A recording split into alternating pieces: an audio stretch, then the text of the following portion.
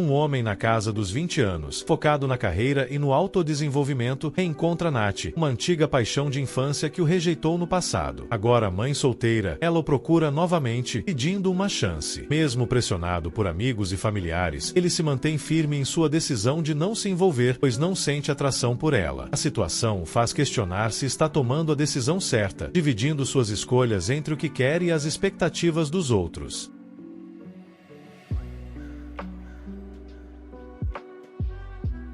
Recusei minha paixão de infância, agora mãe solteira, porque ela me rejeitou quando eu não era atraente. Eu recusei minha antiga paixão de infância, que agora é mãe solteira, porque ela me rejeitou quando eu era pouco atraente. Agora, as amigas dela estão enchendo meu telefone de mensagens insistindo que eu dê uma chance a ela. Eu, homem, na casa dos 20 anos, passei boa parte da infância e juventude focado nos estudos. Não sou naturalmente talentoso, então precisei me dedicar muito, incentivado pelos meus pais. As coisas começaram a se acalmar na faculdade, e eu me tornei mais sociável. Havia uma garota no meu círculo social por quem eu tinha interesse, então a convidei para sair. Ela riu quando eu perguntei, dizendo que foi inesperado. Apesar disso, foi meio doloroso. Ela recusou, dizendo que não estava namorando no momento. Soiler, ela estava, só não comigo, mas tudo bem. Ela disse não, e eu segui em frente. Consegui um bom emprego fora da minha cidade natal, graças ao meu bom desempenho acadêmico e conexões durante um estágio. 2 colegas de trabalho, Tony e Steve, homens entre 20 e 30 anos, começaram a sair bastante comigo e me ajudaram a sair da minha zona de conforto. Eles me chamaram para a academia porque estavam cansados de me ver magro como um palito. Foi divertido e me ajudou a melhorar fisicamente. Tony e Steve eram um casal e, quando saíamos, eram ótimos ajudando a me enturmar. Com o tempo, fiquei mais confortável socialmente, mesmo ainda sendo meio desajeitado. Isso aconteceu ao longo de 2 anos. Pedi para trabalhar remotamente e ficar mais próximo da minha família, por causa de problemas de saúde financeiros em casa. Meu pedido foi aprovado, desde que eu viajasse ao escritório para reuniões importantes de tempos em tempos. Assim, voltei para minha cidade natal. Encontrei a Nath no mercado algumas semanas atrás. Ela está criando um filho sozinha e, em geral, parece bem. A encontramos novamente em uma festa de amigos em comum. Foi quando ela perguntou quando eu a chamaria para sair novamente. Respondi que nem tinha pensado nisso, e ela pareceu ofendida. Perguntou o motivo, e eu disse que não estava interessado. Saí da conversa logo depois. Aparentemente, isso não foi o suficiente. Nath veio me procurar de novo, exigindo saber por que eu não estava interessado, já que 2 anos atrás eu estava. Expliquei que já se passaram 2 anos, e ela mentiu quando me rejeitou, então nunca mais pensei nela dessa forma. Ela disse que uma pessoa normal superaria isso e perguntou se era porque ela é mãe solteira. Honestamente, não tenho interesse em namorar mães solteiras porque estou começando a namorar agora e não quero lidar com as responsabilidades que vêm com essa situação. Mas, mais importante, simplesmente não sinto atração por ela. Não a vejo dessa forma. Estou louco aqui porque as amigas dela estão me pressionando tanto por algo assim. Tony e Steve me disseram que eu não devo nada a ela, mas alguns amigos da cidade dizem que eu deveria dar uma chance. Não falei com meus pais sobre isso, mas meu irmão mais novo acha que eu deveria tentar, enquanto minha irmã mais velha diz para eu confiar no meu instinto. Não entendo como isso se tornou um problema tão grande. Atualização: após ler os comentários e conversar com minha irmã, decidi resolver a situação porque não gosto do caos que isso está causando. Liguei para a Nath e a convidei para tomar um café. Deixei claro que isso não é um encontro, apenas uma conversa entre amigos para esclarecer as coisas, já que as mensagens e os comentários dos amigos dela estão me incomodando. Ela aceitou rapidamente e pediu desculpas por qualquer confusão, o que me dá esperança de que a conversa seja produtiva. Atualizarei vocês amanhã, se possível. Edit, por favor, nada de teorias de Red Pill. Não gosto de como isso torna tudo adversarial, e não é assim que vejo o mundo. Minha irmã, minha mãe e outras mulheres na minha vida são maravilhosas. Vamos manter a civilidade aqui. Não é uma crítica a um gênero inteiro. Atualização 2. Olá, pessoal. Obrigado a todos que comentaram no meu primeiro post. Este será meu último. Alguns de vocês ficaram muito irritados rapidamente, e eu queria esclarecer algumas coisas antes de contar como foi ontem à noite. Tento não atribuir comportamentos à malícia quando há a possibilidade de serem atribuídos à falta de jeito. Acho que o mundo seria melhor se tentássemos fazer isso mais e sermos menos antagonistas. Gostaria que me dessem o benefício da dúvida se eu errar, então tento fazer o mesmo com os outros. Honestamente, estou feliz por ter feito isso. Nath sempre esteve à margem da minha vida. Nunca fomos realmente próximos, mas, sendo da mesma cidade, você tem uma ideia geral de quem uma pessoa é ao longo do tempo. Fiquei chocado com o comportamento dela, porque achava que isso não combinava com ela. As mensagens das amigas dela me deixaram ansioso, porque não estou acostumado a tanta atenção social de uma vez só, ainda mais da forma como aconteceu. Apesar disso, não acho que elas sejam pessoas ruins, mas pessoas boas agindo mal. O que vocês realmente querem saber? Encontrei Nath para tomar um café ontem à noite. Na verdade, chá, em uma cafeteria local. Ela chegou depois de mim e explicou que precisou resolver questões com o filho. Descobri que o pai do filho dela está muito presente na vida deles, mas apenas como coparente. O motivo de Nath estar solteira é que eles funcionam bem como pais, mas não como casal. Segundo ela, o pai do menino é muito bom, dedicado e atencioso. Disse a Nath que essas últimas semanas foram muito estressantes para mim por causa das mensagens das amigas dela, e que sinto muito se ela ficou magoada ou ofendida com o meu não, mas que não me arrependo de ter dito. Nath me interrompeu e pediu desculpas. Ela disse que não tinha intenção de que isso acontecesse, mas que tem amigas muito leais e passionais. Também pediu desculpas pelo que aconteceu na festa e me deu um contexto que foi muito útil. Nath tinha começado a namorar novamente recentemente, mas não estava tendo sorte. Ela já esperava que fosse difícil, mas não imaginava que as pessoas seriam tão insensíveis. O último homem que ela conheceu foi bastante cruel, chamando-a de produto usado e a rejeitou de forma muito dura, especificamente por ela ser mãe solteira. Isso ainda estava muito fresco na mente dela. Nath disse que, ao me ver, se sentiu atraída, não apenas fisicamente, mas porque percebeu que eu estava menos socialmente desajeitado e conseguia manter uma conversa decente agora. Ela ficou atraída pelo meu crescimento. Nath mencionou que sempre soube que eu era inteligente e atencioso, mas, quando a convidei para sair pela primeira vez, eu era muito introvertido. Ela afirmou categoricamente que não quis rir de mim naquela ocasião. Estava genuinamente surpresa porque nunca imaginou que eu pensava nela daquela forma. Acredito nela nesse ponto. Durante a festa, ela estava tentando flertar comigo e, quando a rejeitei, as emoções negativas da última rejeição tomaram conta, e ela reagiu mal. Nath contou que reclamou com as amigas, e elas decidiram agir por conta própria para tentar facilitar as coisas. Mas, para crédito dela, as mensagens pararam desde ontem, depois que expliquei por que queria conversar. Ao refletir sobre isso, acho que posso ter exagerado. Ao olhar para as mensagens das amigas dela de forma mais objetiva, parece que elas estavam mais tentando nos juntar do que me atacar por dizer não. Nath pareceu realmente arrependida de como tudo aconteceu. Conversamos mais um pouco, e eu fui honesto sobre o que senti. Expliquei que não me sentia confortável com a ideia de namorar uma mãe solteira neste momento da minha vida, mas que não guardo ressentimentos. Também falei que, mesmo com suas qualidades, simplesmente não estou interessado romanticamente. Nath aceitou isso. Pedi desculpas se alguma coisa no meu comportamento a magoou, e ela fez o mesmo. Nos despedimos de forma amigável, e acho que finalmente deixamos tudo resolvido. Estou aliviado e pronto para seguir em frente. Não sei se isso faz sentido, mas toda a atenção me pareceu como exigências. Talvez eu tenha entrado em pânico um pouco. Então, basicamente, foi isso. Todo mundo se desculpou, ela se desculpou, e tudo foi bem mais mundano do que algumas pessoas poderiam ter esperado. Não, ainda não estamos namorando, e ambos estamos bem com isso. Porém, concordamos que, se a oportunidade surgir no futuro e o momento for o certo, um ou ambos podem considerar a ideia novamente, de forma gentil. Não sei se espero que isso aconteça, mas não é uma ideia totalmente ruim, apenas algo que eu não cogitaria pelo menos pelos próximos anos. Gosto da minha vida como está agora.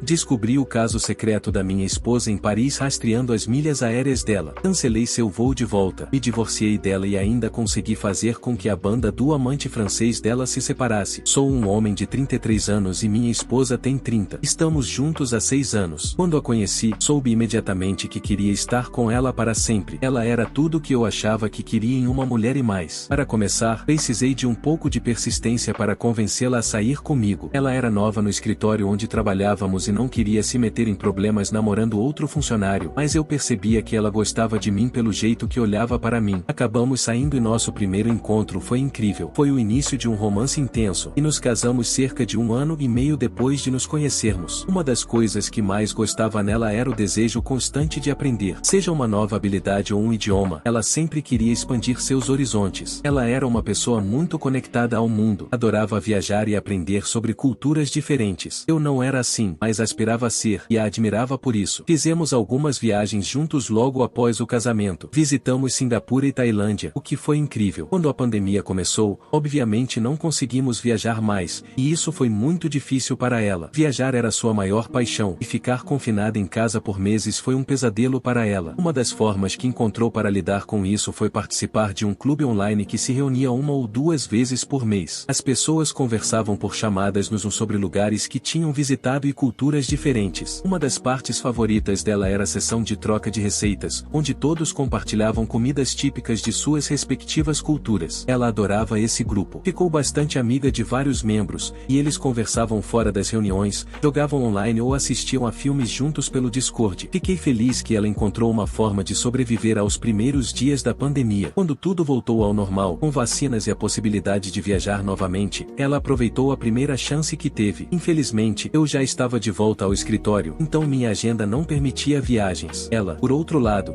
havia sido demitida no início da pandemia, e eu estava sustentando nós dois. Isso fazia com que ela tivesse mais flexibilidade para viajar. Tivemos uma longa conversa sobre isso, porque ela se sentia mal em viajar sem mim. Ela me explicou o quanto se sentia presa após tudo o que aconteceu. Eu não fiquei feliz com a ideia de ela viajar sem mim. Sentia-me excluído, mas sabia que ela precisava dessa liberdade, então concordei que ela fosse. Ela viajou por uma semana e voltou mais feliz do que eu tinha visto em muito tempo. Ela tinha ido para a Alemanha. Minha esposa decidiu visitar um amigo que conheceu no grupo online. Ela me mostrou várias fotos deles juntos, dos lugares que visitou e das comidas que experimentou. Achei que isso bastaria para saciar sua vontade de viajar até que pudéssemos fazer isso juntos, mas me enganei. Isso só pareceu abrir uma nova janela para ela querer mais viagens. Eu ainda não podia tirar folga do trabalho para acompanhá-la e expliquei como me sentia em relação a ela viajar sozinha. Ela concordou que esperaria até que eu pudesse tirar férias antes de planejar qualquer outra viagem. Alguns meses depois dessa conversa, ela me disse que um amigo do grupo online a havia convidado para o casamento dele. Inicialmente, achei que teria tempo suficiente para pedir folga e ir com ela. Porém, ao saber das datas, fiquei desapontado. Eu não poderia ir, pois tinha uma conferência de trabalho obrigatória no mesmo período. Ela disse que tinha esquecido disso, mas prometeu não ir se eu não pudesse acompanhá-la. Acreditei, já que não tinha motivos para desconfiar. No entanto, ela sabia que, se insistisse, eu a incentivaria a ir mesmo sem mim. Nas semanas que antecederam sua viagem, percebi que ela estava estranha. Parecia nervosa perto de mim, evitava me olhar nos olhos e dava a impressão de ter algo a dizer, mas não dizia. No dia do embarque, partimos no mesmo horário, mas para destinos diferentes. Eu estava tão ocupado que nem pensei em conferir se o voo dela tinha chegado. Mais tarde, no hotel, chequei as mensagens e percebi que ela não tinha me mandado nada. Entrei no site da companhia aérea para ver o horário de chegada do voo. Como tínhamos uma conta conjunta para acumular milhas, vi que havia um novo registro de voo. Ela havia desembarcado no local planejado, mas, uma hora depois, embarcou para Paris, França. Fiquei confuso, pois ela nunca mencionou Paris. Tirei uma captura de tela e mandei para ela, perguntando se ela havia comprado o bilhete. Esperei por uma resposta que não veio imediatamente. Cerca de 15 minutos após o horário previsto de chegada em Paris, ela me enviou uma mensagem dizendo que resolveu visitar a cidade antes do casamento. Estava exausto demais para discutir, então aceitei e decidi deixar para falar sobre isso depois. Achei frustrante porque passagens aéreas são caras, principalmente em classe executiva ou primeira classe, como ela estava voando. Na manhã seguinte, ao olhar meu celular, vi uma mensagem de um número desconhecido. Não fiquei alarmado de imediato, pois recebo muitos spams. Quando abri, encontrei uma foto da minha esposa nua, em frente ao espelho, com um homem atrás dela tirando a foto. Não havia nenhuma explicação para a imagem. Respondi imediatamente, perguntando quem era a pessoa, mas ele leu a mensagem e não respondeu. Embora o evento em que eu estava fosse de extrema importância para o meu trabalho, tentei ignorar a situação para me concentrar. Eu não queria pensar no fato de minha esposa me mandar mensagens dizendo que me amava depois de ter visto aquilo. Quando terminei o evento, percebi que o número que me enviou a mensagem tentou me ligar 2 vezes. Chegando ao meu hotel, liguei de volta, e para minha surpresa, um homem atendeu. Perguntei quem ele era e por que tinha me mandado aquela foto. Ele me respondeu dizendo que só queria me avisar que eu estava no caminho errado ao tentar falar com minha esposa. Eu fiquei muito confuso com o que ele estava dizendo, se eu era casado com ela, e ele estava falando como se fosse ele o certo. Durante a conversa, percebi que ele tinha um forte sotaque francês. Ficou claro que ela tinha ido a Paris para ficar com esse homem da foto. Com curiosidade, voltei ao site da companhia aérea para verificar se ela tinha comprado outro voo de volta para o lugar original em que ela deveria estar. Não encontrei nenhuma passagem nova para esse destino, apenas a volta dela para casa. Sem pensar muito, tirei meus dados de pagamento do site e cancelei o voo dela. Eu não sabia exatamente o que estava acontecendo, mas sabia que ela estava me traindo. As explicações sobre o que ela disse a esse homem não eram mais de meu interesse. Ela me mentiu sobre o motivo de viajar, então estava claro que ela foi para Paris para ficar com outro homem. Duvido que houvesse algum casamento envolvido. Terminei o evento e voltei para casa imediatamente. Se ela fosse me trair, eu tomaria tudo dela. Ela poderia ficar presa em Paris por toda a vida, que eu não me importaria. Quando ela me ligou pedindo explicações sobre o voo cancelado, tentei ignorá-la. Quando finalmente atendi, expliquei que sabia de tudo e que ela não voltaria para os Estados Unidos com o meu dinheiro. Ela teria que arrumar uma forma de voltar sozinha. Ela tentou se justificar, dizendo que a foto era antiga e mostrava um ex-namorado, mas eu sabia que era mentira. Dizia dizia a ela que só teria uma chance para contar a verdade, e ela cedeu. Confessou que o homem na foto era de um dos membros do seu grupo online. Eles começaram a conversar e ele a seduziu. Ele era músico, fazia parte de uma banda e tinha o tipo de personalidade que ela costumava gostar antes de me conhecer. Eu não disse nada mais, só disse que, quando ela chegasse em casa, encontraria os papéis do divórcio esperando por ela. Depois desliguei. Não comprei o bilhete dela de volta. Ela acabou tendo que pedir ajuda a várias pessoas para conseguir um novo bilhete,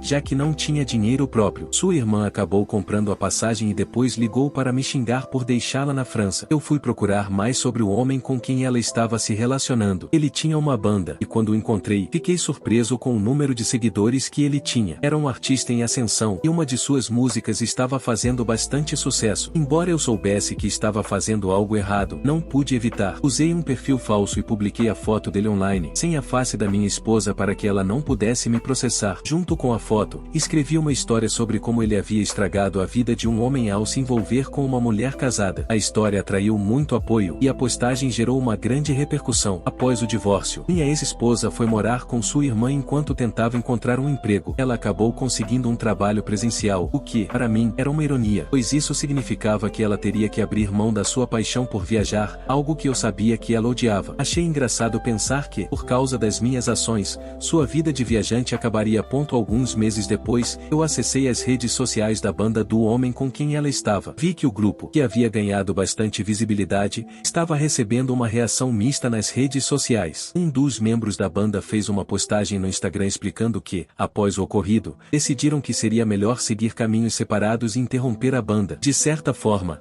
achei bom saber que a banda havia se desfeito por causa de mim. No final, percebi que não só minha esposa havia perdido a liberdade de viajar como também ele havia perdido sua banda, e tudo isso aconteceu por causa de suas mentiras e traições. Para mim, foi uma vingança amarga, mas ao mesmo tempo, uma forma de mostrar que tudo o que ela tinha feito tinha consequências. E assim, a vida seguiu, com uma sensação de justiça, embora com um certo peso pela forma como as coisas aconteceram.